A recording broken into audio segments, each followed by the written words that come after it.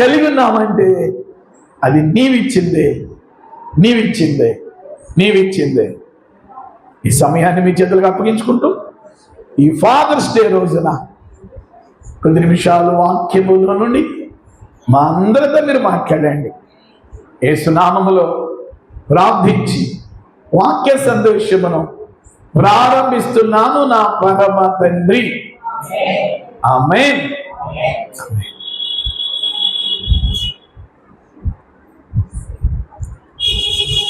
కొంచెం చేసి ముందుకేసుకుంటున్నా మస్తాన్ వలి.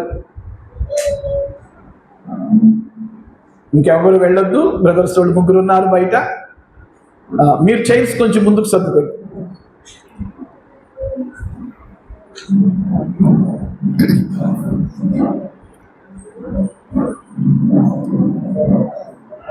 రైట్.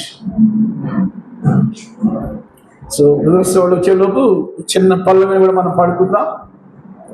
పొరుగు దేశమందున ప్రార్థించిన యాకోబులాగా చెప్పండి బిడ్డ. పొరుగు దేశమందున ప్రార్థించిన యాకోబులాగా మరలా పొరుగు దేశమందున ప్రార్థించిన యాకోబులాగా ఏ దేశమందున ఏ స్థానమందున ఏ దేశమా ఏ స్థానమందున మోకరించి ప్రార్థించని మోకరించి ప్రార్థించని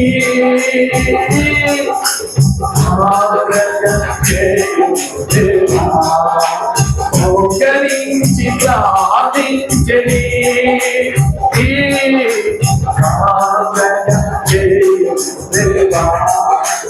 మోకరించి ప్రార్థించని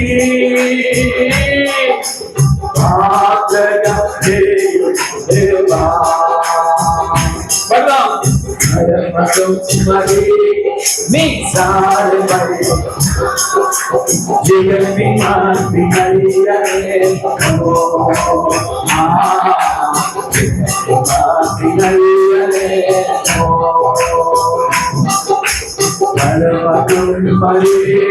నీ సారి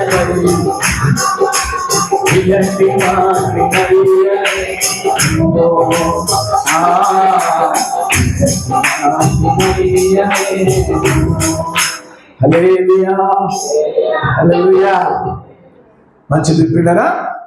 చాలా జాగ్రత్తగా వాక్య సందేశాన్ని మనం విందాం. మనందరం ప్రార్థనలో ముగింపులో ఏమని బలుగుతాం చెప్పండి.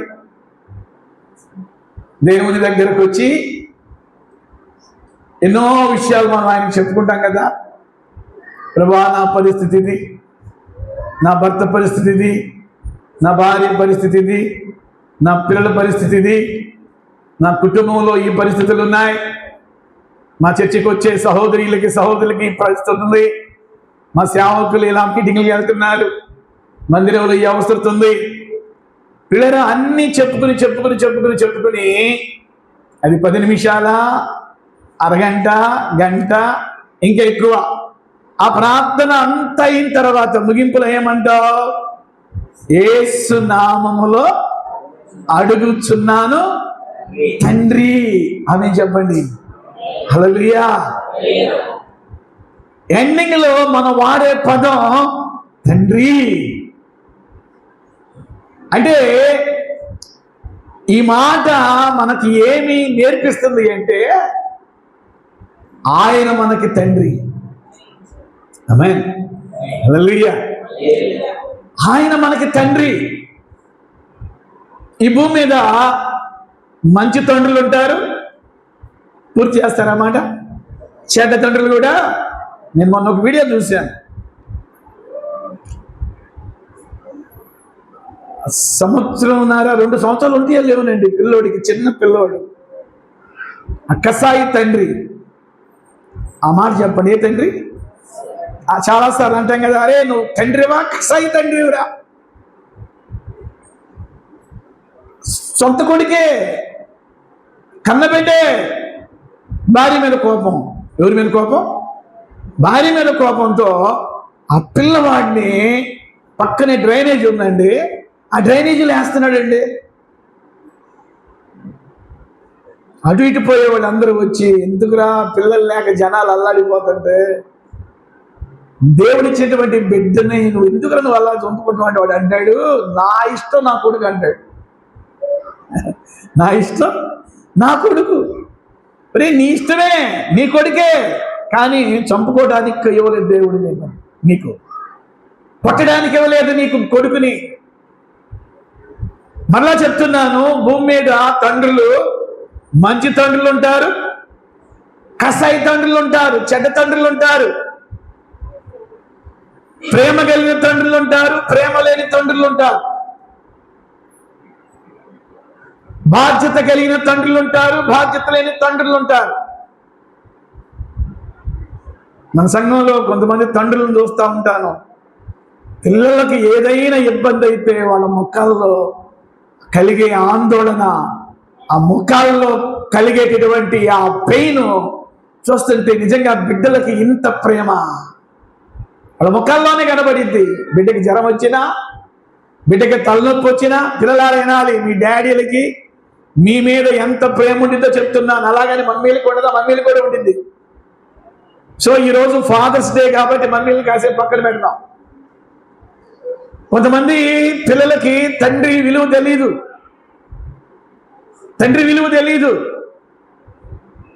తండ్రిని గౌరవించడం తెలియదు, తండ్రిని ప్రేమించడం తెలియదు, తండ్రికి మాటకి భయపడటం తెలీదు. తండ్రి సంపాదన అయితే కావాలి పిల్లలకి, తండ్రికి ఇవ్వాల్సిన విలువ మాత్రం ఇవ్వకుండా ఉండే పిల్లలు భూమి మీద చాలా మంది ఉన్నారు.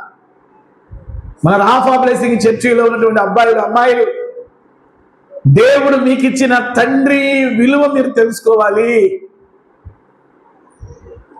మీ హీరో ఎవరై అంటే ఆ సినిమా వాడు కాదు మీ హీరో. మీ హీరో ఎవరై అంటే పొలిటికల్ లీడర్స్ కాదు మీ హీరో. మీ హీరో ఎవరంటే క్రికెటర్స్ కాదు మీ హీరోలు. వాళ్ళ ప్రొఫైల్స్, వాళ్ళ పిక్లు ప్రొఫైల్స్లో పెట్టుకోవడం దరిద్రం. అది మీ హీరో ఎవరై అంటే మీ మమ్మీ, మీ డాడీలే. చప్పటి కొట్టండి గట్టిగా. హల్లెలూయా, హల్లెలూయా. వాళ్ళు నీకు జన్మనిచ్చినటువంటి తల్లిదండ్రులు, వాళ్ళు యువర్ హీరోస్. మీ మమ్మీ డాడీకి వాళ్ళకి ఇవ్వాల్సినటువంటి విలువను మీరు ఇవ్వాలి పిల్లలారా. కొంతమంది దేవుని పిల్లలకి, దేవుని మందిరానికి వెళ్తూ కూడా తల్లిదండ్రుల విలువని ఎరగని పిల్లలు చాలా మంది ఉంటున్నారు, కళ్ళ కనబడుతున్నారు. ఈరోజు పిల్లరా, తండ్రి బ్రతికొండగానే తండ్రి విలువని ఎరగాలి. ఎవడో ఒకటంట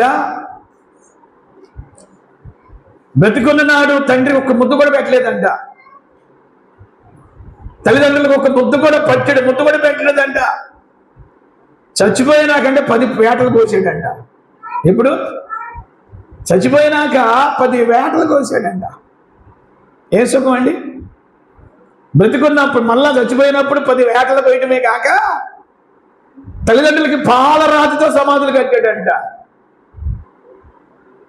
ఆ ఊరోళ్ళు అంటారు వాడి గురించి, వీడండి బ్రతికున్నప్పుడు వాళ్ళ అమ్మకి నాన్నకి ముద్ద పెట్టలేదండి, ఇళ్ళంపటికెళ్ళి అడుక్కుని తినేవాళ్ళు అంట తల్లిదండ్రులు. 30 ఎకరాల పొలపు ఆసామి, 30 ఎకరాల ఆసాములు వృద్ధాప్యంలో, 2 కొడుకులు, కూతురు. కొడుకులు చూడలేదు, కూతురు చూడలేదు. చాలా పర్యాయాలు సరే కొడుకులంటే ఓకే, కూతుళ్ళకు కూడా ప్రేమ తగ్గిపోతుంది ఈ దినాల్లో. ఈరోజు నా ప్రియమైనటువంటి పిల్లలారా, క్రైస్తవులంగా, విశ్వాసులంగా ప్రభు మనకి ఏమి నేర్పిస్తున్నాడు?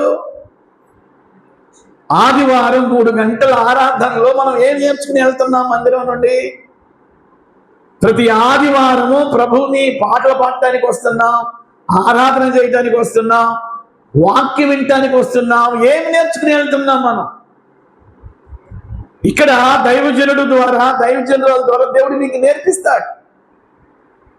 ఏమి నేర్పిస్తాడు? కుటుంబంలో భర్త ఎలా ఉండాలి, ఏమి నేర్పిస్తాడు? కుటుంబంలో భార్య ఎలా ఉండాలి, ఇంకా ఏమి నేర్పిస్తాడు? తల్లిగా నువ్వు ఎలా ఉండాలి, తండ్రిగా నువ్వు ఎలా ఉండాలి, పిల్లలుగా మీరు ఎలా ఉండాలి. పిల్లరా, మీరు బైబిల్ బాగా చదివితే దేవుని మాటలు మీకు అర్థమవుతాయి. నేర్చుకుని మనం వెళ్ళాలి. ఇక్కడ భర్త దగ్గర భార్య ఎలా ఉండాలి, భార్య దగ్గర భర్త ప్రవర్తన ఎలా ఉండాలి, కుటుంబంలో భార్య భర్తలు పిల్లల దగ్గర ఎలా ప్రవర్తించాలి, పిల్లలు తల్లిదండ్రుల దగ్గర ఎలా ప్రవర్తించాలి. ప్రతి ఆదివారం ఇక్కడ నీకు దేవుడు నేర్పిస్తున్నాడు. ఆసాపు గారు నేర్పిస్తున్నాడు దేవుడు. ఇక్కడ నుండి మీరు ప్రతి ఆదివారం ఏదో ఒక విషయాన్ని నేర్చుకుని వెళ్ళాలి. వినేసి వెళ్ళకూడదు ప్రియులారా. వినేసి వెళితే దేవుని ఆశీర్వాదం నీతో రాదు. ఈరోజు ప్రతి ఆదివారం కూడా ఒక విషయాన్ని మీరు నేర్చుకుని వెళ్ళాలి. కొన్ని మార్చుకుని వెళ్ళాలి, నేర్చుకుని వెళ్ళాలి, మార్చుకుని వెళ్ళాలి. బాగుంది కదా ఈ మాట? ఆ మాట చెప్పండి. నేర్చుకుని వెళ్ళాలి అనండి, మార్చుకుని వెళ్ళాలి. స్తోత్రం చెప్పండి. హల్లెలూయా.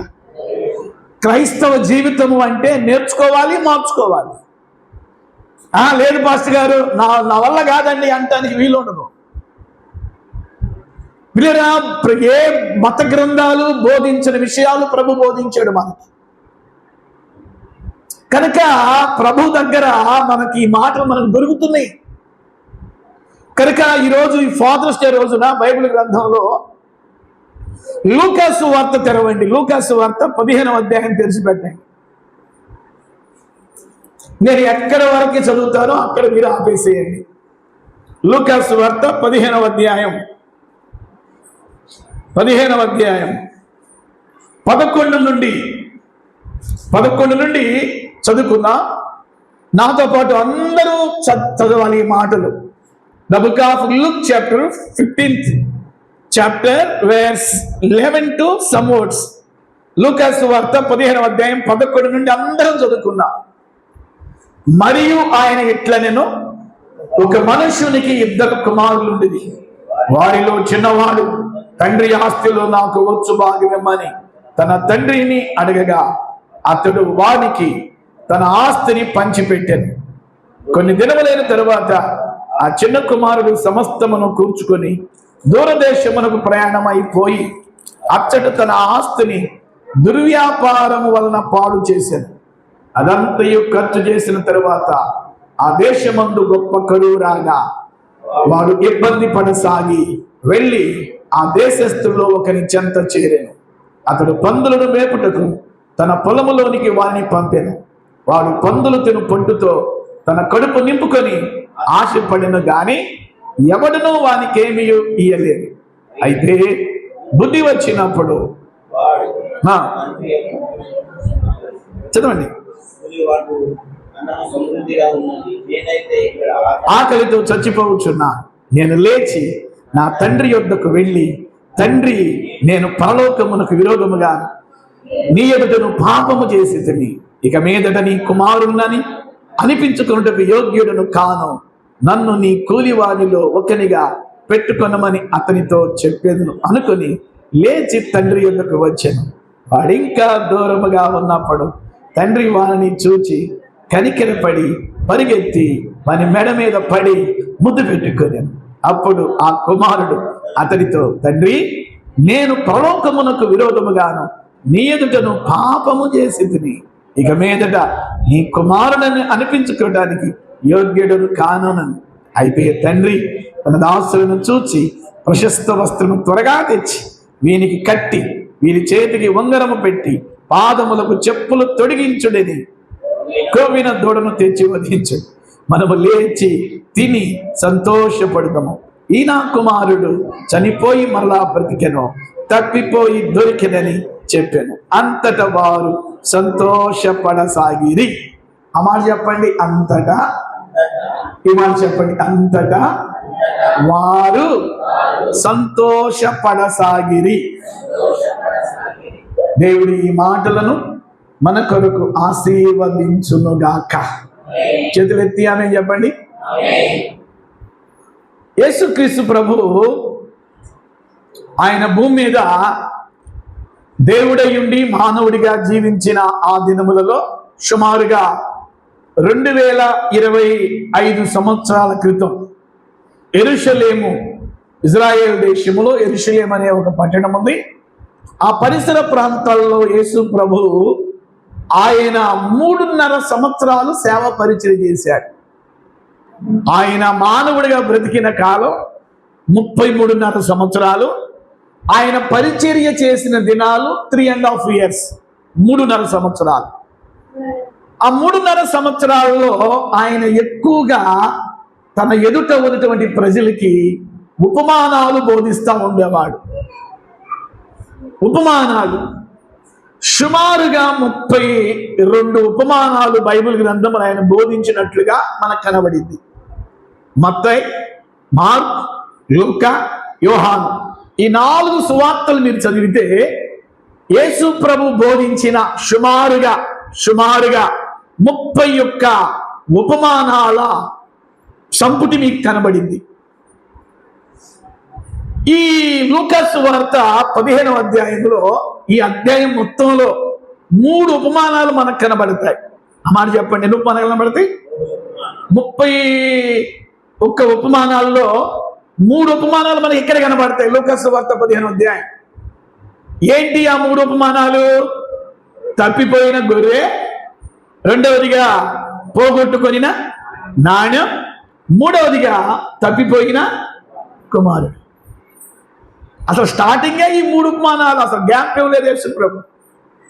అందుకే ప్రపంచంలో దేవుని పిల్లలు ఎక్కువగా ఇష్టపడే అధ్యాయం ఏదైనా ఉంది అంటే the book of Luke chapter 15. లూకా సువార్త 15వ అధ్యాయం ఎందుకు అంత ఇష్టం అంటే, గొర్రె తప్పిపోయింది, దొరికింది. నాణ్యము పోగొట్టుకొనబడింది, మరలా దొరికింది. తప్పిపోయిన కుమారుడు తప్పిపోయాడు, మరలా దొరికాడు. అంటే యేసు ప్రభు ఎత్తుకున్నటువంటి సందేశం, యేసు ప్రభు మెయిన్ కాన్సెప్ట్ ఏంది అంటే తండ్రి ప్రేమ.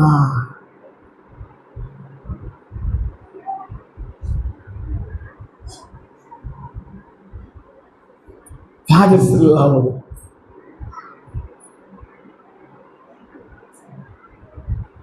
ఒక ఆయన అన్నాడు, తండ్రి అంట పిల్లల్ని ఎందుకు భుజాల మీదకి ఎత్తుకుంటారంటే, చిన్నప్పుడు అందరం కూడా మన పిల్లల్ని భుజాల మీద, మస్తాన వాళ్ళు ఎప్పుడు నాకు కనబడుతూ ఉంటాడు, అజిల్ని భుజాల మీద ఎక్కించుకుంటాడు. ఒక భక్తుడు అన్నాడు, ఎందుకు తండ్రి పిల్లల్ని భుజాల మీద ఎక్కించుకుంటాడు? అమ్మాయిలు కానీ అబ్బాయిలు కానీ, అమ్మాయిలను ఎక్కించుకుంటాడు తండ్రి, అబ్బాయిలను ఎక్కించుకుంటాడు. ఎందుకు భుజాల మీద ఎక్కించుకుంటారు అంటే, ఆ భక్తుడే ఏమని స్టేట్మెంట్ ఇస్తాడంటే, ప్రశ్న ఆయనే లేవనెత్తాడు, ఆయనే ఆన్సర్ ఇచ్చాడు. ఏమిటి ఆయన ఇచ్చినటువంటి ఆన్సర్ అంటే, ఎందుకు తండ్రి భుజాల మీద పిల్లల్ని ఎత్తుకుంటాడంటే, తనకి కనబడనవంట బిడ్డలకి కనబడాలని అంట.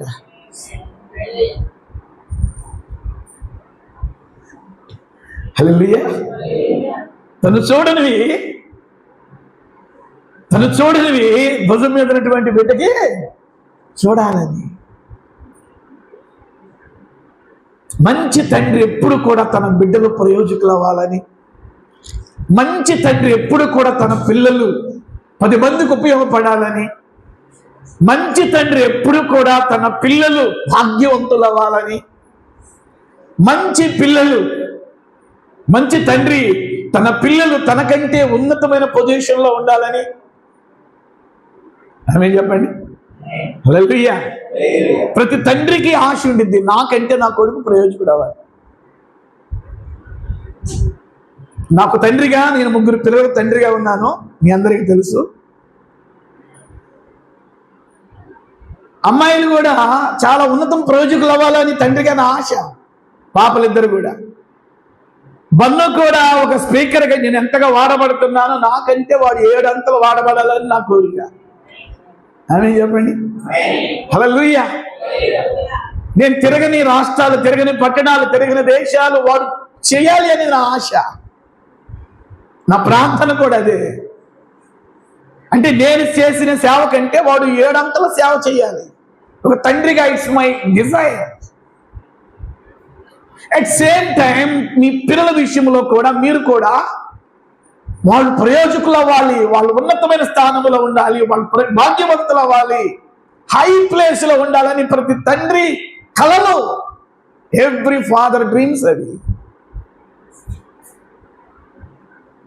భక్తి కలిగినటువంటి తండ్రులారా, దైవజనుడిగా చెప్తున్నాను, మీ పిల్లలు ఏమవ్వాలని మీరు కోరుకుంటున్నారో దేవుడిని చెప్పండి.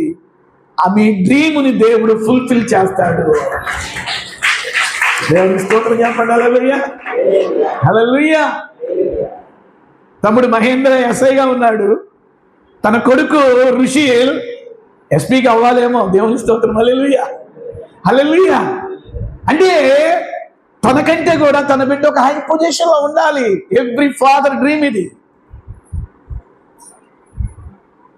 పిల్లల అంటే ఇక్కడ మనకేం కనబడుతుందంటే పిల్లల ఎడల తండ్రికి ఉన్నటువంటి డ్రీమ్ అనే దానికంటే కూడా పిల్లల ఎడల తండ్రికి ఉన్న ప్రేమ, పిల్లల ఎడల తండ్రికి ఉన్నటువంటి ప్రేమ ప్రేమ ప్రేమ ప్రేమ. అబ్బాయిలు, మీకు ఒంటి మీద షర్ట్స్, మీ చేతిలో సెల్ ఫోన్, మీ క్వాలిటీ ఖరీదైనటువంటి బైకులు, మీరు అడగకుండానే అన్నీ తీసుకొచ్చిస్తున్నాడు కదా. అమ్మాయిలు అబ్బాయిలు, మీ డాడీ అన్నీ తీసుకొచ్చిస్తున్నాడు కదా.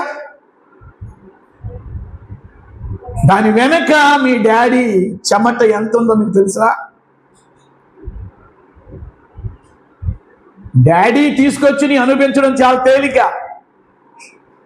సో ఆ వస్తువు నీ చేతుల్లోకి రావటానికి ఎన్ని దినాలు పనిచేసి ఉంటాడో డాడీ, ఎన్ని దినాలు చేతులు కందుంటాయో డాడీకి తెలుసా మీకు?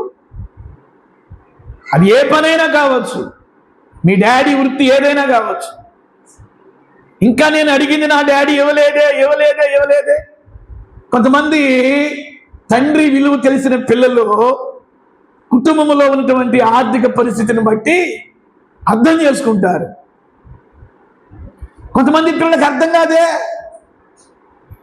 అరే మా డాడీ ఎంతే సంపాదిస్తున్నాడు, మా మమ్మీ ఎంతే సంపాదిస్తుంది, ఇద్దరు కష్టపడితే ఎంత అమౌంట్ వస్తుందో నెలకి. వాటిల్లో ఈఎంఐలు కానీ, మా చదువులు కానీ, మా ఫీజులు కానీ, మా బట్టలు కానీ, మా తిండి కానీ, మా జలసాలు కానీ ఇంత ఖర్చు అవుతుంటే మరలా డాడీ మమ్మీ ఎలా తీసుకొచ్చి ఇవ్వగలుగుతారు అనేటటువంటి ఆలోచన లేకుండా పట్టిందే పట్టుగా నాకు ఇవ్వలేదే డాడీ, నాకు ఇవ్వలేదని అలిగి అన్నాలు మానేసేసి తిరిగేసేటువంటి పిల్లలు చాలా మంది ఉన్నారు. వాళ్ళకేం తెలియదంటే తండ్రి విలువ తెలియదు. వాళ్ళకి తండ్రి ఎంత కష్టపడుతున్నాడో తెలియదు. పిల్లారా, అబ్బాయిలు అమ్మాయిలు, మీకు ఒక మాట చెప్తున్నాను, మరి ముఖ్యంగా రాఫా బ్లెస్సింగ్ యూత్కు దైవజనుడిగా ఆత్మీయ తండ్రిగా చెప్తున్నాను, మీరు మీ ఫ్రెండ్స్తో కంపేర్ చేసుకోపాకండి.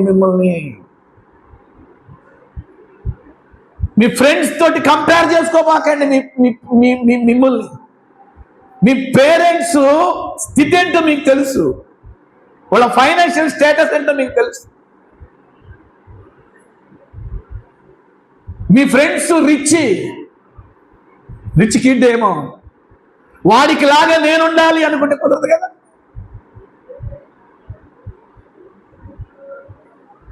నువ్వు కష్టపడి బాగా చదివి ప్రయోజకురాలు అయితే నువ్వు కూడా ఆ రిచ్ కిడ్ లాగా తయారవుతావు. నీ పిల్లల్ని ఆ స్థితిలోకి తీసుకెళ్తావు. బిల్ గేట్స్ అని తెలుసు కదా మీకు, రిచెస్ట్ పర్సన్, థర్డ్ వరల్డ్లో 3వ ధనవంతుడు ఆయన బిల్ గేట్స్. ఆయన కొడుకు ఒకరోజు హోటల్కి వెళ్ళాడంట. హోటల్కి వెళ్తే తినేసి తన ఫ్రెండ్స్ తినేసి టిప్ అంట $500 ఇచ్చాడంట. ఎవరికి? ఆ సర్వ్ చేసినటువంటి బేరర్ ఉంటాడు కదా, ఆ హోటల్ బేరర్కి సర్వ్ చేసినందుకు 500 టిప్ ఇచ్చాడంట. ఆ మరుసటి వారంలో బిల్ గేట్స్ అదే హోటల్కి వెళ్ళాడంట, అదే క్యాబిన్లో కూర్చున్నాడంట. కొడుకు అంతకు ముందు వచ్చి తిని వెళ్ళిన దాంట్లో ఆయన వెళతా $5 తిప్పి పెట్టాడంట. చెప్పాలి, $2 అర్థమవుతుందా మీకు? కొడుకేమో $500 తిప్పి పెట్టాడు గత వారం.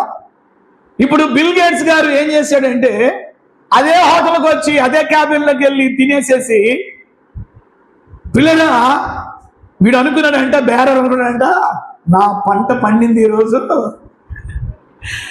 పోయిన వారం వీళ్ళ కొడుకు వచ్చి $500 ఇచ్చాడు, ఇప్పుడు అసలే బిల్ గేట్సే వచ్చాడు మా హోటల్కి 5. ఇక ఎన్ని సున్నలను పెట్టుకున్నాడు, వీడు ఊహల్లోకి వెళ్ళిపోతున్నాడు. ఒక $1000 ఇస్తాడేమో. కొడుకు $500 ఇచ్చినప్పుడు తండ్రి ఆ స్టేటస్ తగ్గకూడదు కదా అని వీడంట కళ్ళకంటున్నాడంట బేరర్. సింపుల్గా తినేసి తాగేసి ఆ టిప్పు బుక్లో $5 పెట్టాడంట. వీడట ఆ బేరర్ చూసుకుని ఆయన ఇంకా చూస్తా సార్ సార్ సార్ సార్ అన్నాడంట.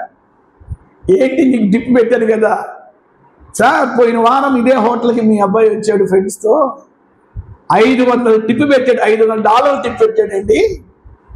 మరి ఆయన తండ్రి కదా మరి మీరు సుమారు మేము ఊహించుకున్నాం ఒక $1000 మీరు టిప్ పెడతారు అనుకున్నాం. మరి ఏంటి సార్ మీరు సింపుల్గా మీ స్టేటస్కి తగ్గదు కదా సార్ $5 పెట్టారు, ఏంది దీనిలో ఏదో మరం ఉందనుకుంటున్నా. మీకు లేక పెట్టలేదు, నాకు తెలుసు, మీకు ఉంది. మీరు ప్రపంచంలో your the 3rd person, richest ధనవంతుల్లో మీరు 3వ ప్లేస్లో ఉన్నారు.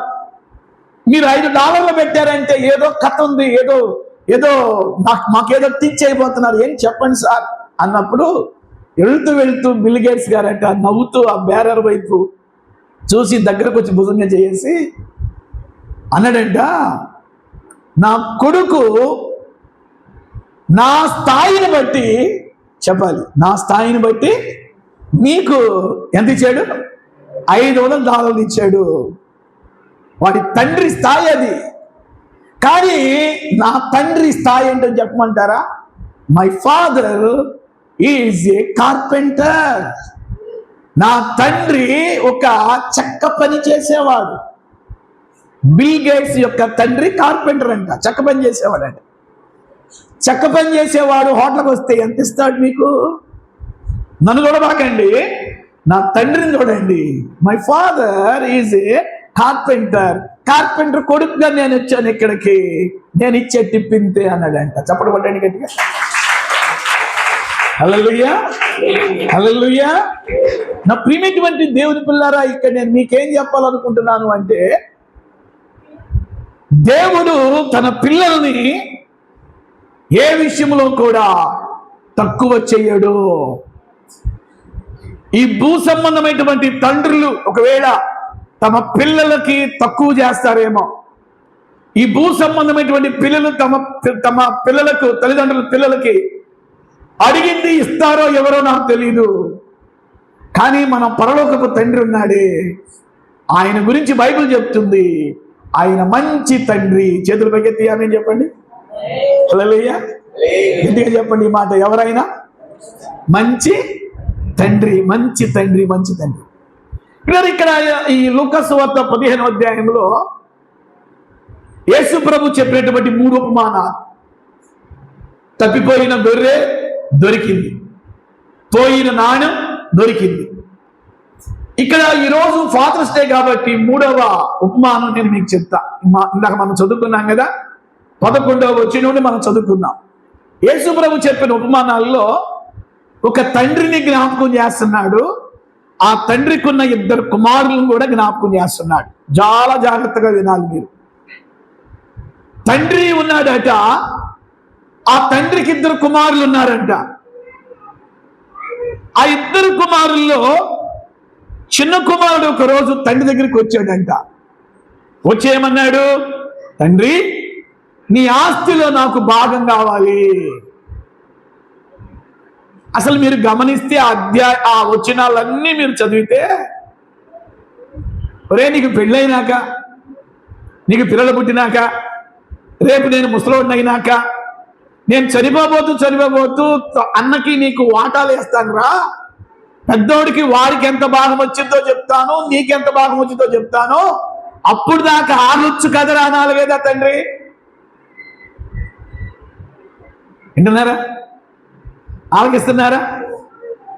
సరే వాడు వచ్చాడు, నానా నీ ఆస్తిలో నాకు భాగం ఇమ్మన్నాడు. ఓకేరా, ఓకే, ఇదిగో ఇదిగో ఇదిగో ఆ ఈశాన్యం ఆ యొక్క తూర్పున కొంత ఉంది, పడమట కొంత ఉంది, ఉత్తరాన కొంత ఉంది, అదిగో ఊరు బయట 10 ఎకరాలు ఉన్నాయి, మొత్తం భాగాలు చేసేసేసి అడిగిన వెంటనే ఇచ్చేసి. ఎందుకు అడిగిన వెంటనే కొంత ఆలస్యం కూడా చేయలేదంట తండ్రి,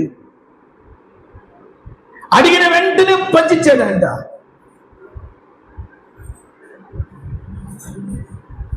సరే ఎందుకు పంచిచ్చాడో నేను మీకు చెప్తాను తర్వాత.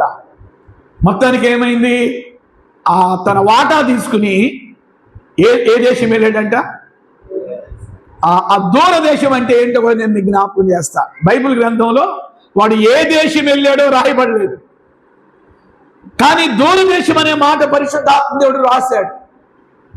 దూరదేశం వెళ్ళి వచ్చిన ఆ వాటాని ఏం చేశాడంట? విచ్చలవిడిగా ఖర్చు పెట్టాడంట. విచ్చలవిడిగా ఖర్చు పెట్టాడు.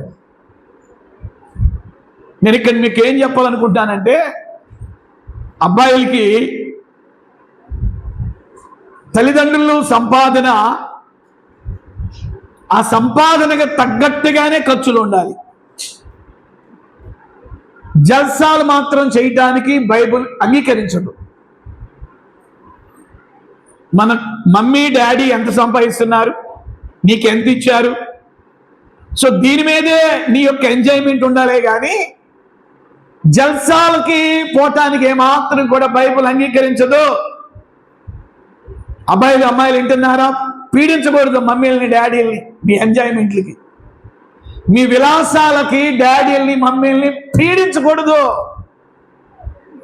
వీడు వాళ్ళ నాన్న దగ్గరికి వచ్చి భాగం తీసుకున్నాడు, విచ్చలవిడిగా ఖర్చు పెట్టేశాడు దూరదేశం వెళ్ళి.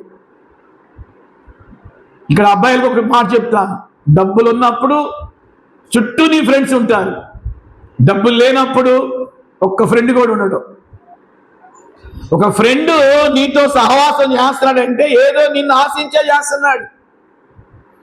100కో 1,00,00,000కో ఎవరో బెస్ట్ ఫ్రెండ్స్ మాత్రమే, ఆశించకుండా ఒక్కళ్ళనొక్కరు ఏమి ఆశించకుండా స్నేహాన్ని సన్నిహిత్యాన్ని కలిగి ఉంటారేమో కానీ ఇప్పుడున్నటువంటి ఫ్రెండ్షిప్లన్నీ కల్తీ, ఇప్పుడున్నటువంటి ఫ్రెండ్షిప్లన్నీ నకిలీ.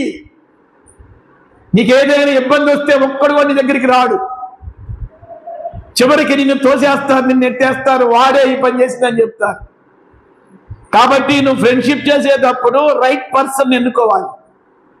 బైబిల్ చెప్తుంది దానియేలు కూడా 3 స్నేహితులు ఉన్నారంట. ఆ 3 స్నేహితుల గురించి బైబిల్ ఏం చెప్తుందంటే they all are prayer warriors. ప్రార్థించే స్నేహితులను దానియేలు కలిగి ఉన్నాడు. షడ్రక్ మేషక్ అబేద్నెగోలు వాడు ప్రార్థించే స్నేహితులు దానియేలుకి. కామెంట్లు చేసే స్నేహితులు నువ్వు కలిగి ఉంటే కట్ ఆఫ్ చేసుకోవాలి. అమ్మాయిల్ని టీజింగ్ చేసేటటువంటి ఫ్రెండ్స్ నువ్వు కలిగి ఉంటే కట్ ఆఫ్ చేసుకోవాలి. పోకిరి మాటలు మాట్లాడేటటువంటి ఫ్రెండ్స్ నీకుంటే కట్ ఆఫ్ చేసుకోవాలి. సో నీ ఫ్రెండ్ వాడు ఆత్మీయుడా కాదా? అమ్మాయిలు వింటున్నారా? మీ ఫ్రెండ్స్ అమ్మాయిలు కూడా, మీరు చేసే ఫ్రెండ్షిప్ అమ్మాయిలు వాడు ఆత్మీయులా కాదా, వాడు భక్తిపరులా కాదా? సో వాళ్ళు తల్లిదండ్రుల మాట వింటున్నారా, వినేవాళ్ళ కాదా, ఇది మనం చెక్ చేసుకోవాలి. వాళ్ళు బాగా చదువుతున్నారు, వాళ్ళు డబ్బున్న వాళ్ళు, ఈ సహవాసాలు పనికిరావు. దానియేలు ప్రార్థించే స్నేహితులను కలిగి ఉన్నాడు, ఆత్మీయ స్నేహితులను కలిగి ఉన్నాడు, బాధ వస్తే నిలబడే స్నేహితులను కలిగి ఉన్నాడు, కష్టం వస్తే చెప్పుకునే స్నేహితులను కలిగి ఉన్నాడు. నీకేదైనా ఇబ్బంది వస్తే ఇబ్బందిలో నిలబడ్డ వాళ్ళే నీ స్నేహితులు. అలాంటి వాళ్ళని ఫ్రెండ్స్గా కలిగి ఉండాలి మనం. నిన్ను పొగిడే వాళ్ళని, నిన్ను ఉబ్బిచ్చే వాళ్ళని స్నేహితులుగా కలిగి ఉంటే నీ జీవితాన్ని వాళ్ళు పాడు చేస్తారు. ఈ లైవ్లో కూడా ఎందరో వాక్యం వింటున్నారో జాగ్రత్త. యవనస్తుడా యవనస్తురాలా, వీడు దూరదేశం వెళ్ళి ఆ డబ్బంతా కూడా ఖర్చు పెట్టేస్తే ఇప్పుడు వీడికి ఊరకనే ఒకటి అయ్యేది ఒకటి ఉంది. ఏంటది? విషయ గారు ఊరకనే అయ్యింది అది. అది దాని తస్సదియ పొగల అయ్యింది, ఉదయం అయ్యింది, మధ్యాహ్నం అయ్యింది, సాయంత్రం అయ్యింది, అర్ధరాత్రి అయింది. దీనికి ఏం పని లేదు, ఊరక గంట కొడతా ఉండింది, ఊరకనే అవుతా ఉండింది. కరెక్ట్గా 1 గంటకు చూడండి, ఉదయం తిన్నావు 2 ఇడ్లీ చపాతి ఏదో తిన్నావు మొత్తానికి, కానీ 1 గంట అవ్వగానే లోపల ఏంటి ఆలస్యం చేస్తున్నావు, కమా అంటుంది. సరే తిన్నాక మళ్ళీ సాయంత్రం 3-4 గంటలకి కాఫీ, టీ, స్నాక్స్, హల్లెలూయా. మళ్ళా తర్వాత అది పంపిస్తావు లోపలికి. పంపించిన సాయంత్రం 7 గంటలకు 8 గంటలకు మరలా ఏంది నా సంగతి ఏందని చూస్తూ ఉండింది. అది ఏది? జానిడ పొట్ట. ఇక్కడ మీకు ఏం చెప్పాలనుకుంటున్నానంటే, వీడి పక్కనున్నటువంటి స్నేహితులు వీడిని పాడు చేసేసేసారు. వాడి దగ్గర మొత్తం కాజేసేసారు. చివరికి ఆకలేస్తుంటే ఫ్రెండ్స్ అటు ఇటు చూస్తే వాళ్ళకి అర్థమైపోయింది. ఏమర్థమైపోయింది? వీడి దగ్గర మొత్తం అయిపోయింది. బంధువులైనా స్నేహితులైనా మన దగ్గర ఏదైనా ఉంటేనే వస్తారు. ఇప్పుడు ప్రేమలు ఎలా తయారైపోయినాయి తెలుసా? మా ఇంటికి వస్తే ఏం చేస్తావు, మీ ఇంటికి వస్తే ఏం పెడతావు. ఇదే పిల్లరా, బైబిల్ చెప్తుంది ప్రేమలు కలుషితం అయిపోతున్నాయి, ఆప్యాయతలు కలుషితం అయిపోతున్నాయి, పాపభీతి తగ్గిపోతుంది మానవుల్లో. మన చుట్టూ ఉన్నటువంటి సమాజం ప్రియులారా మరి ఇలాంటి స్థితిలో ఉండగా వాడికి ఆకలేస్తుంటే చూసుకుంటే జేబులో డబ్బులు లేవు. సరే ఈ లోపు ఏం చేశాడు అంటే, సరదాగా ఉన్నాడు కొడుకు, యవనస్తుడు, తండ్రి ఇంట్లో ఉన్నప్పుడు ఆకలి అంటే ఏంటో తెలియదు. తండ్రి ఇంట్లో పనివారు ఉన్నారు, తండ్రి ఇంటిలో ఆకలి అయిందో లేదో కూడా తెలియదు అనమాట. ప్రేమతో తినిపించే తల్లి ఉంది, పనివాళ్ళు ఉన్నారు. సో ఇప్పుడు వీడి ఆకలికి తట్టుకోలేక అడుక్కుంటానికి నామోషి వచ్చింది వీడికి. ఏం చేయడానికి చెప్పండి ఏం చేయడానికి? ఎవరైనా ఇంటికి వెళ్ళి మనం అప్పుడప్పుడు డైలాగులు పడతామే, కాళ్ళు చేతులు బాగున్నవాడు వచ్చినప్పుడు ఏరా కాళ్ళు చేతులు బాగున్నాయి కదా, పని చేసుకోవచ్చు కదా శుద్ధంగా అంటాం. అలాంటి మాటలు అనకూడదు మనం. వాళ్ళకి ఏదో ఇబ్బంది అయి వచ్చారు, చేతనైతే పెట్టి పంపు, లేకపోతే నోటి మాటతో వాళ్ళని గాయపరిచి పంపకూడదు. అది నీకు శాపం. ఎవరైనా ఇంటికి భిక్షాదేహి అంటానికి వచ్చినప్పుడు అమ్మా అన్నం పెట్టాడు అన్నప్పుడు మనం డైలాగులతో వాళ్ళని చంపకూడదు. వాళ్ళ స్థితి అది. వాళ్ళని ఇంటికి దేవుడే పంపించాడేమో నిన్ను పరీక్షించడానికి. వాళ్ళని చిత్రవద్ద మాటలతో మనం ఇబ్బంది పెట్టి మనం డైలాగులు కొట్టి పంపకూడదు. చేతనైతే పెట్టు, లేదంటే చెప్పు, అయ్యా లేదయ్యా లేదమ్మా అని చెప్పు. వీడు అడుక్కోవడానికి నామోషి అయింది కొడుక్కి. నామోషి అయితే పిల్లరా ఒక పని ఎన్నుకున్నాడు. ఏం పని ఎన్నుకున్నాడు అక్కడ? పందులు మేపే పని. నేను అనుకుంటాను అసలుకి ఆ పని ఎందుకు ఎన్నుకున్నాడు వీడు అంటే, బహుశా చాలా పనులకు వెళ్ళి ఉంటాడు కానీ ఎవరు కూడా ఏ పని ఇతనికి ఇవ్వలేదు. చివరికి పందులు మేపేవాడి దగ్గరికి వెళ్ళి, అయ్యా నాకు ఆకలేస్తుంది అన్నం పెట్టమంటే వాడేమన్నాడు, నువ్వు నా పందులను మేపు, నీకు అన్నం పెడతా. ఏదయ్యా నాకు ఆకలేస్తుంది, అన్నం తిన్న తర్వాత నేను మేపుతా. నో, నువ్వు మేపడానికి వెళ్ళిరా, నేను నీకు భోజనం పెడతా. వాడు ఆకలికి తట్టుకోలేక ఆ పందుల్ని దూరంగా తీసుకెళ్ళి మేపుతా. ఆ పందులు మేపే ఆ మేస్తున్నటువంటి పట్టును తినటానికి పిల్లరా తినాలని అనుకున్నాడంట. బైబిల్ చెప్తుంది అప్పుడు వాడికట బుద్ధి వచ్చిందంట. బుద్ధి వచ్చి, అరే నేను ఇక్కడ ఎంతగా నేను ఆకలికి అలమటిస్తున్నాను, మా తండ్రి ఇంటిలో అనేక మంది పనివారు ఉన్నారు, పంచభక్ష పరిమాణాలు ఉన్నాయి, అసలుకి నా తండ్రి ఇంట్లో ఉన్నప్పుడు నాకు ఆకలి అంటే ఏంటో తెలీదు, మా మమ్మీ కుక్కి పెట్టేది, పని వాళ్ళు వడ్డించి కొసర వడ్డించేవాళ్ళు. మరి ఇక్కడ నేను ఇంత వేతన పడుతున్నాను, ఇక ఇక్కడ నేను ఉండనిక నేను నా తండ్రి దగ్గరికి వెళ్తా. వెళ్ళి ఏమంటానంటే, తండ్రి, పరలోకానికి విరోధముగా, నీకు విరోధంగా నేను పాపం చేశాను. నీ పనివారిలో అయ్యా నానా నీ కుమారుని అనిపించుకోవడానికి నేను యోగ్యుడను కాను. కానీ నీ ఇంతమంది పనిచేస్తున్నారే, ఈ పనివారిలో ఒక్కడిగానే నన్ను పెట్టుకుంటావా అని అడుగుతాను.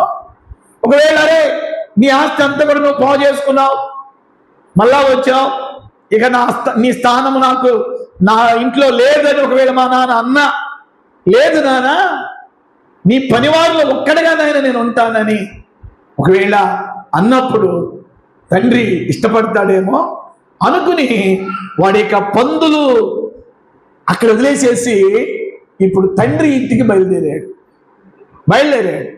బైబిల్ చెప్తుంది, వాడు అల్లంత దూరంలో ఉండగానే తండ్రి అట మిద్ది మీద నుండి చూచాడంట. అరేరే, వీడు వచ్చేవాడు నా కుమారులాగా ఉన్నాడే, వచ్చేవాడు నా బిడ్డలాగా ఉన్నాడే. చాలా సంవత్సరాల క్రితం వెళ్ళేటప్పుడు రాజవస్త్రాలతో వెళ్ళాడు, విలువైన వస్త్రాలతో వెళ్ళాడు. ఇప్పుడేంటి గడ్డం మాసిపోయింది, తల మాసిపోయింది, ఒంటి నిండా ఏంటి ఆ మరకలు, ఏంటి ఆ బట్టలన్నీ పాడైపోయినాయి. ఒకప్పుడు చెప్పులతో వెళ్ళాడు, ఆ చెప్పులే అని తండ్రి ఏం చేస్తున్నాడంటే, వచ్చేవాడు నా కుమారులాగా ఉన్నాడే అని పరిగెత్తుకుంటూ ఆ మిద్ది మీద నుండి దిగి ముసలితనములో పరిగెత్తుకుంటూ వెళ్ళి వచ్చేది నా కుమారుడని గుర్తెరిగి అతని మెడ మీద పడట, ముద్దు పెట్టుకున్నాడట. దేవునికి స్తోత్రం చెప్పండి, హల్లెలూయా. ముద్దు పెట్టుకుని ఇంటికి తీసుకొచ్చాడు. ఇంటికి తీసుకొచ్చి పిల్లారా ఆ కుమారుడికి అంతకుముందు ఏమేమైతే ఉన్నాయో ఇప్పుడు లేవు ఒంటి మీద.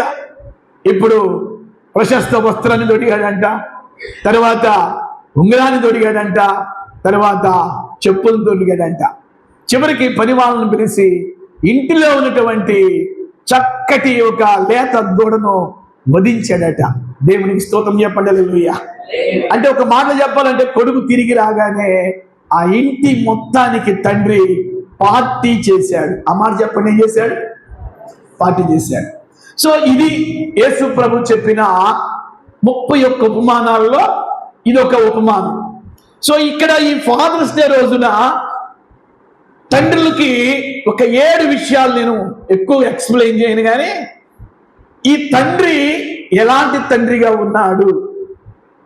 ఈ లోకాసు వార్త 15వ అధ్యాయంలో యేసు ప్రభు చెప్పిన తప్పిపోయిన కుమారుడు ఉపమానములో ఆ తండ్రి లక్షణాలు, ఆ తండ్రి క్వాలిటీస్ నేను మీకు ప్రజెంట్ చేస్తాను. మొదటి లక్షణము, ఆ తండ్రి ఏం కలిగి ఉన్నాడు అంటే, ఆ తండ్రి ఇచ్చే తండ్రిగా ఉన్నాడు. చతుర్భుజ ఆమేన్ చెప్పండి, హల్లెలూయా, హల్లెలూయా. ఒక వ్యక్తికి ఇచ్చాడు అంటే ఆ వ్యక్తికి అది ఉందని మనం అర్థం చేసుకోవాలి. అర్థమవుతుందా మీకు? ఒక వ్యక్తికి ఒక అవసరం ఉంది, ఒక వ్యక్తిని అడిగాడు, ఆ వ్యక్తి ఆ అవసరత కలిగిన వ్యక్తి అవసరం తీర్చాడు. ఇక్కడ నేను మీకేం చెప్పాలనుకుంటున్నానంటే, ఆ వ్యక్తి దగ్గర లేనిది ఆ వ్యక్తి ఇచ్చాడు అంటే ఆ వ్యక్తికి ఉందని మనం అర్థం చేసుకోవాలి. ఇక్కడ నేను మీకు ఏం చెప్పాలనుకుంటానంటే, ఈ ఉపమానంలో తండ్రి లక్షణం మొదటిగా ఆ తండ్రి ఇచ్చే తండ్రిగా ఉన్నాడు. దేవునికి స్తోత్రం చెప్పండి, హల్లెలూయా, హల్లెలూయా. ఏమిచ్చాడు ఆ తండ్రికి? ఆ తండ్రి కొడుక్కి తన ఆస్తిని ఇచ్చాడంట, పంచి ఇచ్చాడంట. ఏమన్నాడు వాడు వచ్చి? తండ్రి, నీ ఆస్తిలో నాకు భాగం ఇమ్మనగానే ఇందాక ప్రారంభంలో చెప్పా, అరే నీకు ఇంకా పెళ్ళి అవ్వాలా, పిల్లల పుట్ల, నేనా బ్రతికే ఉన్నా, నేనా మంచాన పడలా, నేను మంచాన పడే టైంలోకే కదా నేను నీకు భాగాలు పంచేది అని అనాల్సినటువంటి తండ్రి అనకుండానే అడిగిన వెంటనే వాటా ఇచ్చేసాడు. వాడికి రావాల్సింది వాడికి పెద్దల సమక్షంలో ఇచ్చేసాడు. అంటే ఇచ్చే తండ్రిగా ఉన్నాడని నేను మీకు జ్ఞాపకం చేస్తున్నా. సో ఇచ్చే తండ్రిగా ఉన్నాడనే దాంట్లో ఒక మాట నేను మీకు చెప్తా, మీరు ఆశ్చర్యపోతారు. ఆ మాట ఏంటంటే, ఇచ్చే తండ్రిలోనే ఇది ఇంక్లూడింగ్ చేయబడింది, కలిపింది. అతడు పిల్లలకి స్వేచ్ఛనిచ్చాడు. స్వేచ్ఛనిచ్చినటువంటి తండ్రిగా కనబడుతున్నాడు. కొన్ని పర్యాయాలు నిజంగా, మరి ముఖ్యంగా ఈ దినాల్లో మనం పిల్లలకి స్వేచ్ఛనిస్తే వారు పాడైపోతారు అన్న సంగతి మనకు బాగా తెలుసు. అందుకే మనం ఏం చేస్తాం, కండిషన్లు పెడతాం. రే పలానాడితో సాహసం చేయొద్దు, నువ్వు కాలేజీకి వెళ్ళేవా టయానికి రా, ఇదిగో నువ్వు వాళ్ళ దగ్గరికి వాళ్ళని ఇక్కడికి రానివ్వకు. కొన్ని షరతులు పెడతా ఉంటాం తల్లిదండ్రులుగా పిల్లలకి. ఎందుకు? వాళ్ళు బాగుపడాలని. ఎందుకు? వాళ్ళు చెడిపోకూడదని. పిల్లల కొన్ని షరతులు, కండిషన్లు వాళ్ళకి ఇబ్బందిగా అనిపిస్తాయి. ఏంటి మా మమ్మీ ఇలా పెడుతుంది కండిషన్లు, ఏంటి మా డాడీ ఇలా కండిషన్ పెడుతున్నాడు, నీకు బాధే. నేను అప్పుడప్పుడు పిల్లలకు కొంచెం స్ట్రాంగ్గా పెడతా ఉంటాను కండిషన్స్. అవి వాళ్ళకి కొంచెం బాధ అనిపించవచ్చు. కానీ తల్లిదండ్రులుగా మా బాధ ఏంటంటే, మీకు స్వేచ్ఛనిస్తే మీరు పాడైపోతారు, మీకు స్వేచ్ఛనిస్తే మీరు చెడిపోతారు. అందుకే రిస్ట్రిక్షన్స్ ఉంటాయి, అందుకే కండిషన్స్ ఉంటాయి. ఇదిగో ఈ టైం వరకే సెల్ ఫోన్ వాడాలి. ఇక 10 అయిందంటే వాస్తవం గారు ఇక ముగ్గురిని వామిస్తూ ఉంటుంది, cell phone cell phone cell phone cell phone. అంటే పిల్లల్ని పెట్టాల్సినటువంటి కండిషన్లో పెట్టాలి. సో మీరు అనుకుంటారు, అబ్బాయిలు స్వేచ్ఛ నాకు లేదా? ఏ వయసులో నీకు స్వేచ్ఛ రావాలో తల్లిదండ్రులు తెలుసు. ఇప్పుడే స్వేచ్ఛనిస్తే వాళ్ళు పాడైపోతారు. అందుకే తల్లిదండ్రుల బాధ. ఈ కొడుక్కి తండ్రి ఏమి ఇచ్చాడంటే స్వేచ్ఛ ఇచ్చాడు. అమ్మారు చెప్పండి, ఏమి ఇచ్చాడండి? స్వేచ్ఛ ఇచ్చాడు, స్వేచ్ఛ ఇచ్చాడు. అందుకే చివరికి ఏమైపోయాడు చెప్పండి, చెప్పాలి గట్టిగా, ఆ మాట మీరే చెప్పండి. ఏమైపోయాడు? పాడైపోయాడు. పిల్లలారా, ఎందుకు మీ తల్లిదండ్రులు మీకు స్వేచ్ఛని ఇవ్వటం లేదు అంటే అర్థం చేసుకోవాలి, మీరు పాడైపోకూడదు. మనీ విషయంలో కూడా మీకు ఎందుకు స్వేచ్ఛ ఇవ్వట్లేదంటే, మనీ విలువ మీకు తెలియాలని మీకు స్వేచ్ఛని ఇవ్వట్లేదు. వస్తువుల విషయంలో మీకు ఎందుకు స్వేచ్ఛ ఇవ్వటం లేదు అంటే మీరు పాడైపోతారు. కనుక ఈ తండ్రి ఎలాంటి తండ్రిగా ఉన్నాడంటే, ఇచ్చే తండ్రిగా ఉన్నాడు. అట్ సేమ్ టైం పిల్లలకి ఏమిచ్చాడు చెప్పండి? స్వేచ్ఛనిచ్చాడు, స్వేచ్ఛనిచ్చాడు. ఆ స్వేచ్ఛను ఆ పిల్లోడు ఏం చేశాడంటే మిస్యూజ్ చేసుకున్నాడు. కొన్ని పర్యాయాలు తల్లిదండ్రులుగా మేము కొన్ని విషయాల్లో మీకు స్వేచ్ఛనిచ్చిన ఆ స్వేచ్ఛ మిమ్మల్ని నాశనానికి తీసుకెళ్ళకూడదు. అర్థమైతే స్తోత్రం చెప్పండి, చేతులెత్తి ఆమేన్ చెప్పండి.